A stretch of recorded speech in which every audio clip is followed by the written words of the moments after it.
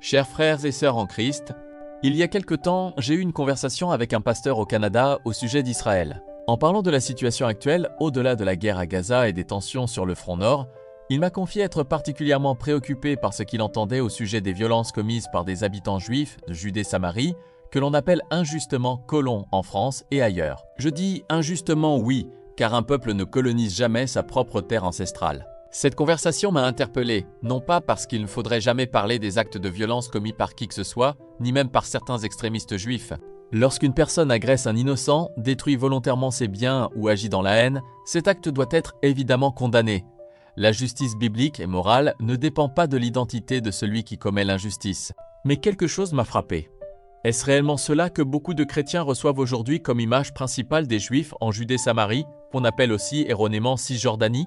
Sont-ce vraiment des colons violents et fanatiques attaquant continuellement leurs voisins arabes? Car lorsqu'on regarde au-delà des gros titres et que l'on examine la réalité sécuritaire vécue quotidiennement par les habitants juifs de Judée-Samarie, une toute autre image apparaît, et cette réalité mérite elle aussi d'être racontée. Je veux parler d'une violence dont nous entendons beaucoup moins parler. Un homme ayant servi dans l'armée israélienne en Judée-Samarie m'expliquait récemment qu'au cours de son service, ce qu'il avait observé sur le terrain pendant des années contrastait fortement avec l'image donnée dans les médias occidentaux. Selon son expérience, les violences arabes contre les juifs étaient beaucoup plus nombreuses que l'inverse. Il évoquait notamment les jets de rochers et de pierres contre les véhicules sur les routes, les tirs dans la nuit, les cocktails Molotov et même les obstacles déposés sur les routes pendant la nuit. Il expliquait en avoir vu fréquemment dans toute cette région et constatait pourtant qu'il était extrêmement rare d'en entendre parler dans les médias étrangers. A l'inverse, lorsqu'un juif commettait un acte de violence contre un arabe, l'affaire pouvait immédiatement devenir une nouvelle internationale. La question qu'il posait mérite donc d'être posée. Pourquoi connaissons-nous presque chaque incident impliquant un extrémiste juif, tandis que des milliers d'attaques contre des juifs de Judée-Samarie restent pratiquement invisibles dans l'opinion publique internationale? Les chiffres permettent de comprendre l'ampleur du problème. Une étude publiée par le Jerusalem Institute for Strategy and Security, sous la plume du professeur Hillel Frisch de l'université de Bar-Ilan, montre les statistiques disponibles concernant les deux types de violences. Soyons de bonne foi, personne n'est jamais purement objectif. Mais dans la vie, il y a subjectivité relative et il y a aussi de purs mensonges et déformations. Les sources israéliennes, pour leur part, ne mentent ou n'exagèrent pratiquement jamais. Même au contraire, elles publient diligemment parfois les propres erreurs d'Israël pour garder la crédibilité israélienne aux yeux du monde occidental. Si on écoute certains médias occidentaux biaisés et achetés ou influencés par le Qatar et par un grand électorat musulman européen, et si on écoute les chiffres extraordinairement exagérés du ministère de la Santé du Hamas, alors pourquoi ne pas écouter les sources israéliennes? Soyons donc justes et fair-play. L'organisation Yesh Din a recensé 1457 actes violents attribués à des habitants juifs de Judée-Samarie depuis 2012. Mais sur 5 années seulement, entre 2016 et 2020, les Arabes palestiniens avaient commis 3675 attaques au cocktail Molotov contre des véhicules et autobus israéliens. À cela s'ajoutaient 10 620 incidents de jets de pierre. Et durant ces mêmes années, pourtant considérées comme relativement calmes, on comptait encore 353 attaques par arme à feu, couteau ou véhicule bélier. Le professeur Frisch arrive ainsi à une conclusion extrêmement différente de l'image généralement véhiculée. La violence arabe palestinienne est, selon les données qu'il compare, environ 20 fois plus importante que celle attribuée aux habitants juifs de Judée-Samarie. Mais le professeur Frisch relève également une autre différence essentielle. Selon les données de Yesh Din qu'il examinait, environ 70% des incidents attribués aux juifs contre des arabes concernaient des atteintes aux biens. C'est-à-dire un arbre détruit, un véhicule vandalisé ou une propriété endommagée, ce qui est évidemment condamnable. Mais peut-on sérieusement mettre sur le même plan statistique un arbre endommagé et un cocktail Molotov lancé contre une voiture dans laquelle voyage une famille? Peut-on parler simplement de deux violences équivalentes sans examiner ce que recouvre réellement ce mot? Les chiffres récents confirment que le problème n'a pas disparu. En 2024, les données officielles publiées par Israël ont recensé 1248 attaques arabes contre juifs par jet de pierre et 140 attaques au cocktail Molotov. 65 personnes ont été blessées dans les attaques aux pierres et 468 véhicules ont été endommagés. Dans la seule région de Kiryat Arba-Hébron, 137 attaques par jet de pierre ont été enregistrées cette année-là. 114 autres l'ont été dans la région de Ouara. Le Shin Bet a par ailleurs annoncé avoir déjoué 1040 attentats arabes significatifs contre des juifs en Judée-Samarie et à Jérusalem en 2024. Ce qui incluait 689 projets d'attaque par arme à feu, 326 attaques à l'explosif, 13 attaques au couteau, 9 attaques à la voiture bélier, 2 attentats suicides et un projet d'enlèvement. Ce ne sont pas des chiffres correspondant à une population vivant dans une tranquillité normale et confrontée occasionnellement à quelques incidents. Il existe une menace terroriste arabe permanente en Judée-Samarie, et cela depuis presque toujours. Une enquête réalisée en 2023 pour le contrôleur de l'État d'Israël est particulièrement révélatrice. 42% des habitants juifs interrogés avaient subi un incident terroriste sur les routes de Judée-Samarie durant les 2 années précédentes. Parmi ces juifs, 86% avaient connu des jets de pierre, 19% des cocktails Molotov et 7% des tirs. Seulement 11% des personnes juives interrogées déclaraient se sentir réellement en sécurité sur ces routes face aux risques terroristes. Voilà donc la réalité de la Judée-Samarie, et pourtant cette réalité traverse rarement nos écrans. C'est une violence arabe qui n'a pas commencé hier. Il faut donc également replacer tout cela dans l'histoire. Cette guerre contre les juifs de Judée-Samarie n'est pas née en réponse à quelques extrémistes juifs apparus ces dernières années. Elle s'inscrit dans une histoire bien plus ancienne. Cette violence palestinienne arabe contre les juifs date de belle lurette. Elle date même du 19e siècle, avec le massacre de Tel Haï par exemple. Puis avec les massacres des années 1920 et 1930, et depuis la création de l'État moderne d'Israël jusqu'à aujourd'hui. Bien avant que l'expression exagérée « violence des colons » devienne un thème manipulateur récurrent des médias internationaux, les Juifs avaient déjà connu des décennies d'attentats arabes, des tirs, des bombes, des jets de pierre, des attaques au couteau et des attentats suicides en Judée-Samarie et partout ailleurs en Israël. Pendant la seconde intifada, des autobus, des restaurants, des cafés, des marchés et des rues israéliennes furent frappés par une campagne terroriste meurtrière. Et cette réalité continue sous d'autres formes ou d'autres stratégies commanditées par l'islamisme local.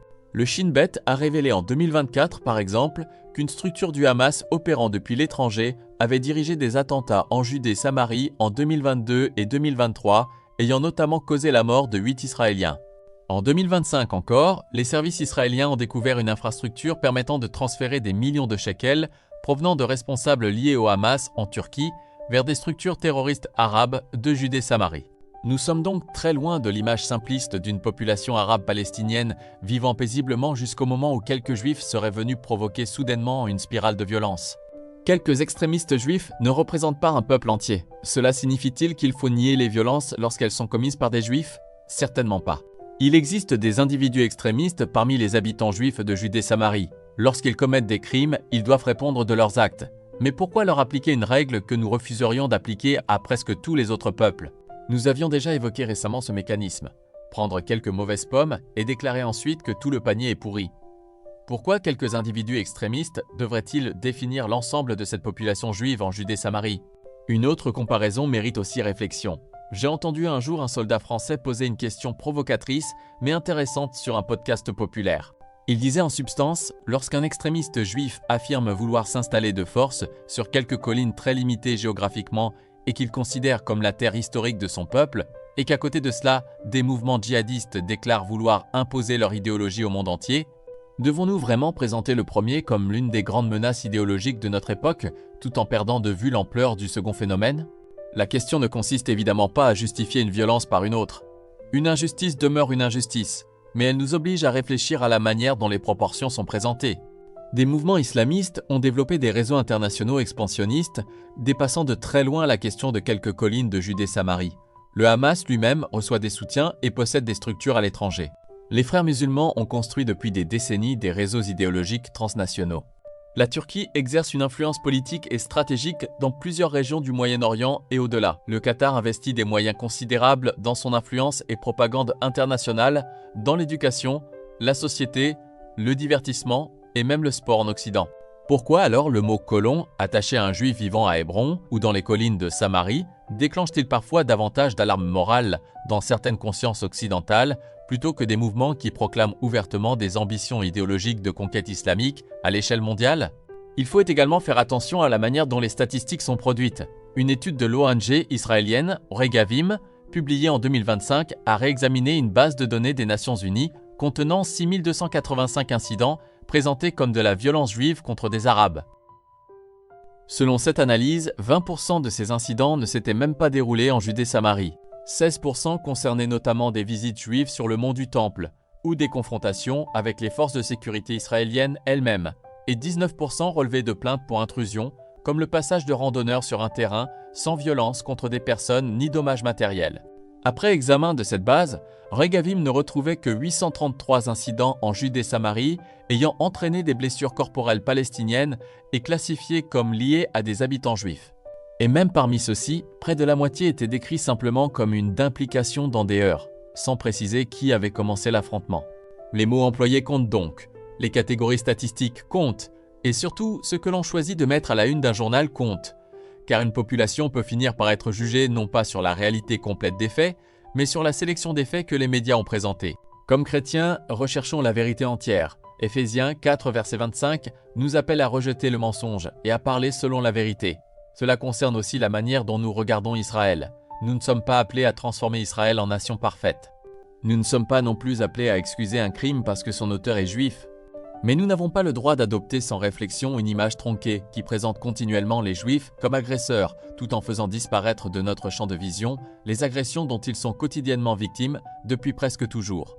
Nous devons aussi soutenir et bénir Israël d'abord à cause de son alliance immuable avec Dieu et parce que Dieu nous l'ordonne dans sa parole, notamment dans Genèse 12 et Romains 11. La prochaine fois que quelqu'un nous parlera de manière générale de la violence des habitants juifs de Judée-Samarie, peut-être devrions-nous donc simplement poser quelques questions. De combien de personnes parlons-nous réellement? Quels types d'incidents sont inclus dans ces statistiques? Combien d'attaques sont commises dans l'autre sens? Pourquoi celles-ci apparaissent-elles si rarement dans nos médias? Et sommes-nous certains d'avoir reçu toute l'histoire avant de condamner collectivement une population entière? Notre devoir n'est pas de défendre ce qui est mauvais. Notre devoir est de rechercher la vérité. Et parfois, rechercher la vérité signifie regarder précisément l'endroit vers lequel personne ne nous demande de regarder.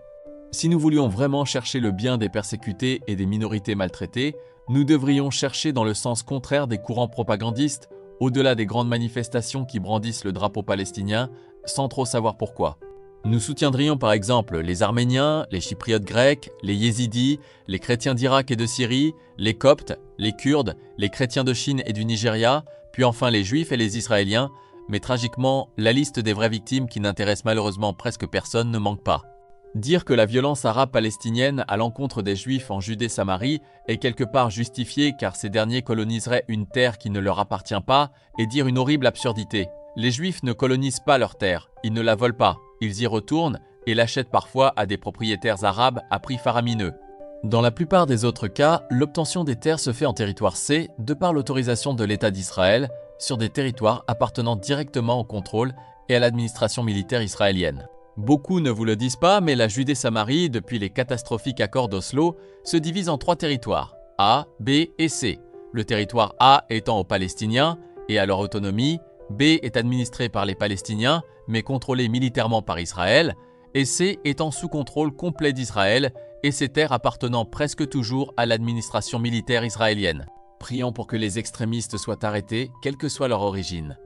Mais surtout, refusons de laisser les gros titres remplacer la vérité. Étudions par nous-mêmes, venons visiter Israël. Ne coulons pas et ne nous relâchons pas avec le courant, mais nageons à contresens pour survivre.